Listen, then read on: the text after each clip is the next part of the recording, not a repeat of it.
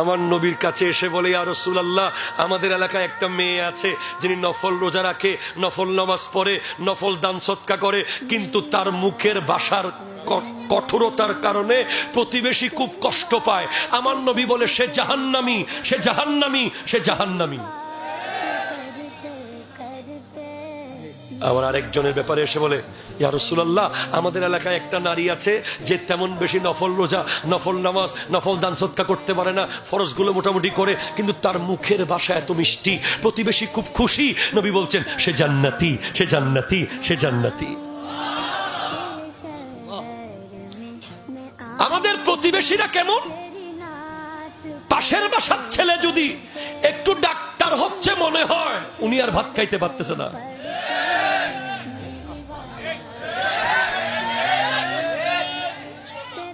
পাশের বাসার ছেলে কেন নিউ ইয়র্কে গিয়ে টাকা কামাচ্ছে, ওনার আর ঘুম নাই।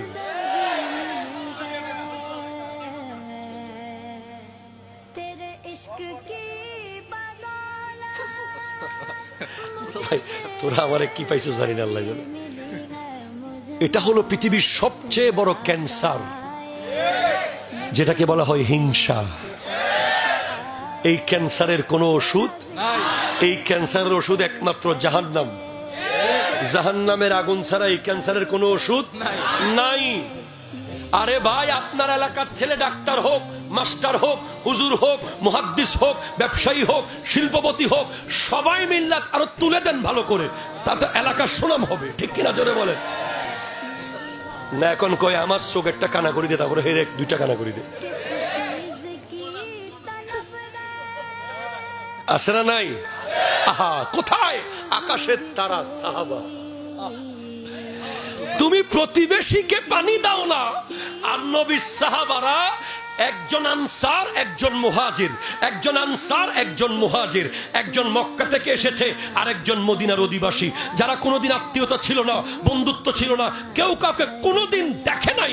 নবী শুধু বলেছে, আজকে থেকে এই আনসার, এই মুহাজির, এই আনসার, এই মুহাজির, এই আনসার, এই মুহাজির, তোমরা ভাই, তোমরা ভাই, তোমরা ভাই, তোমরা ভাই। বলে, ভাই ঠিক আছে ইয়া রাসূলুল্লাহ, যার দুইটা বিবি ছিল, একটা তালাক দিয়ে মুহাজিরকে শাদী করিয়ে দিয়েছে। যার দুইটা ঘর ছিল, একটা দিয়ে দিয়েছে। যার দুইটা পাত্র ছিল, একটা দিয়ে দিয়েছে। যার দুইটা পাটি ছিল, একটা দিয়ে দিয়েছে। যার একটা কামরা আছে শুধু, সে মাসকান দিয়ে, পর্দা দিয়ে এই পাশে মুহাজির ভাইয়ের বউ সহ থাকার ব্যবস্থা করে দিয়েছে। কোথায় খুঁজলে পাবো বলেন সেই ইসলাম?